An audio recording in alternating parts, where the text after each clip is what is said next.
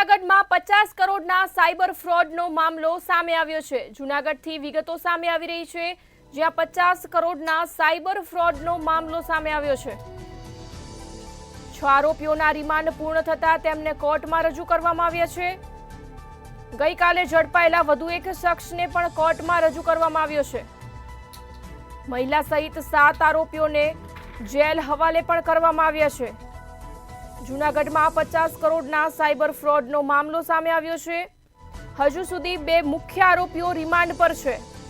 તપાસમાં પણ હજુ મોટા ખુલાસા થઈ શકે છે। જૂનાગઢથી આ વિગતો સામે આવી રહી છે। જૂનાગઢમાં 50 કરોડના સાયબર ફ્રોડનો મામલો સામે આવ્યો છે, જ્યાં 6 આરોપીઓના રિમાન્ડ પૂર્ણ થતા તેમને કોર્ટમાં રજૂ કરાયા છે। ગઈકાલે ઝડપાયેલા વધુ એક શખ્સને કોર્ટમાં રજૂ કરાયો છે। મહિલા સહિત 7 આરોપીઓને જેલ હવાલે પણ કરવામાં આવ્યા છે। હજુ મુખ્ય 2 આરોપીઓ રિમાન્ડ પર છે, જ્યારે તપાસમાં હજુ પણ મોટા ખુલાસા સામે આવી શકે છે।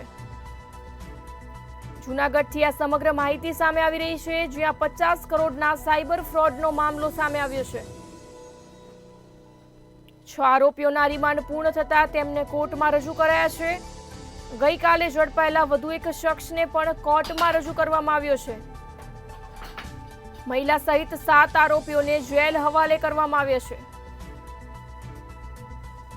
સંવાદદાતા અમર બખાઈ ફોન લાઈન પર જોડાયા છે। જી, જૂનાગઢથી 50 કરોડના સાયબર ફ્રોડનો મામલો સામે આવ્યો છે, શું છે વધુ વિગત જણાવશો? ચોક્કસ કે જે રીતે થોડા દિવસ પહેલા જૂનાગઢ સાયબર પોલીસે 50 કરોડના સાયબર ફ્રોડના આરોપીઓને ઝડપી પાડ્યા હતા, જેને લઈને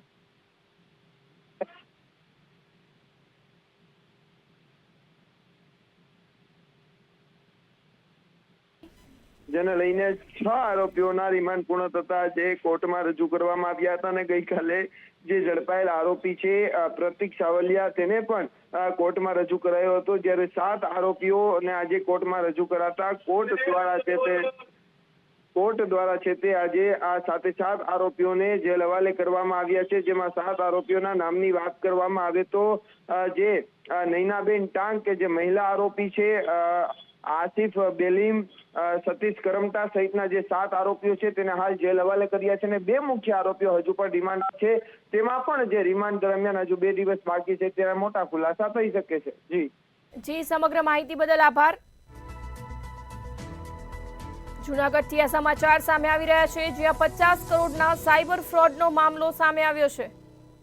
6 આરોપીઓના રિમાન્ડ પૂર્ણ થતા તેમને કોર્ટમાં રજૂ કરાયા છે।